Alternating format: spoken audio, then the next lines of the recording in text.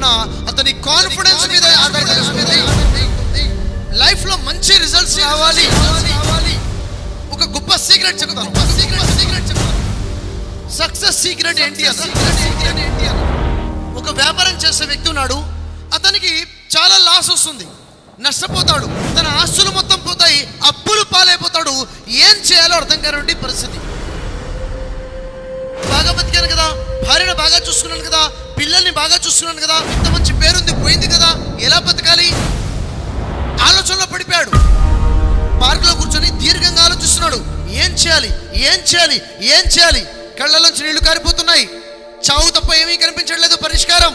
తన చుట్టూ ఉన్నవాళ్ళు తన కనబడలేదు. మొత్తం ఆలోచనలో నిమగ్నమైపోయాడు. అంతలో తన పక్కన ఒక వ్యక్తి వచ్చి కూర్చుంటాడు.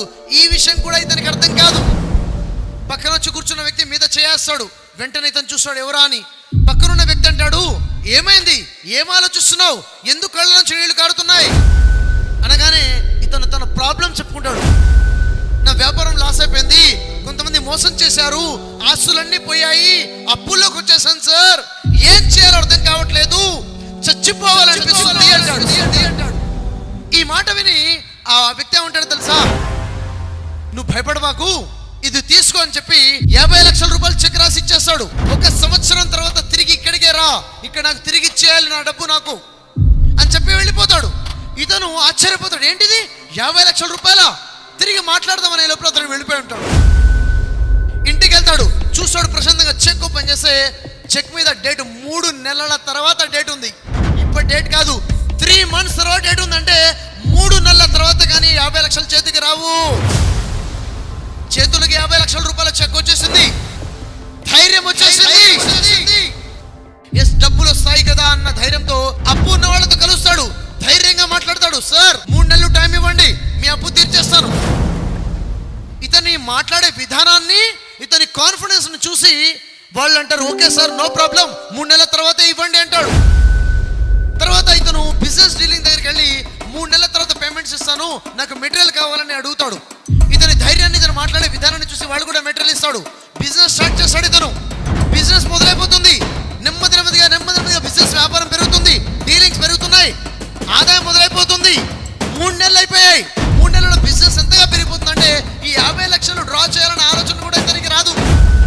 వ్యాపారం డెవలప్ చేస్తాడు. 1 ఇయర్ లో చాలా గొప్ప స్థాయికి వెళ్ళిపోతాడు. 1 ఇయర్ తర్వాత అతనికి చెక్ రిటర్న్ ఇద్దామని మళ్ళీ అదే టైంకి పార్క్ వెళ్తాడు, కూర్చుంటాడు, ఎదురు చూస్తుంటాడు. ఆ వ్యక్తి వస్తాడేమో, వస్తే అతనికి చెక్ ఇద్దామని. 1 గంట అయిపోతుంది, 2 గంటలు అయిపోతుంది, అతను రాడు. అంతలో అదే వ్యక్తి దూరంగా కనిపిస్తాడు. ఏ వ్యక్తి అయితే చెక్ ఇచ్చాడో అతన్ని 2 వ్యక్తులు గట్టిగా పట్టుకుని ఎత్తుకొని తీసుకెళ్తున్నారు. అరే అదేంటి, అతను ఎత్తుకొని తీసుకెళ్తున్నారు, అలా పట్టుకెళ్తున్నారని ఇతను పరిగెత్తుకుంటూ వెళ్తాడు. హలో హలో హలో ఏమైంది, ఎందుకు సార్ అలా తీసుకెళ్తున్నారు అని అడిగితే, లేదు సార్, ఇతను పిచ్చివాడండి, హాస్పిటల్ నుంచి పారిపోయి వచ్చేసాడు అని చెప్పి తీసుకెళ్ళిపోతారు. ఆశ్చర్యపోతాడు, అవునా, ఇతను పిచ్చివాడా, ఇతను ఇచ్చిన చెక్ చెల్లదా, ఇతను ఇచ్చింది నిజమైన చెక్ కాదా అన్న ఆశ్చర్యం. మనకు తెలిసిన విషయం ఏంటి, ఇతను చనిపోవాలి అనుకునే వ్యక్తికి ఆ వ్యక్తి ఇచ్చింది ఏంటి, డబ్బులు ఇచ్చాడా, ధైర్యం ఇచ్చాడా? ధైర్యం ఇచ్చాడు. చల్లని కాగితం ఇచ్చాడు. ఆ చల్లని కాగితమే జీవితాన్ని నిలబెట్టింది.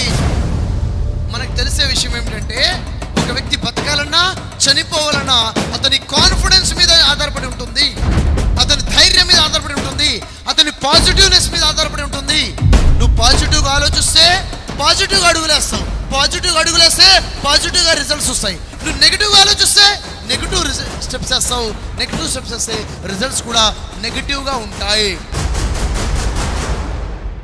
2 రోజుల వర్క్షాప్ హైదరాబాద్లో జరగబోతుంది. 2 రోజులు మనం కలిసి టైం స్పెండ్ చేసుకుంటాం.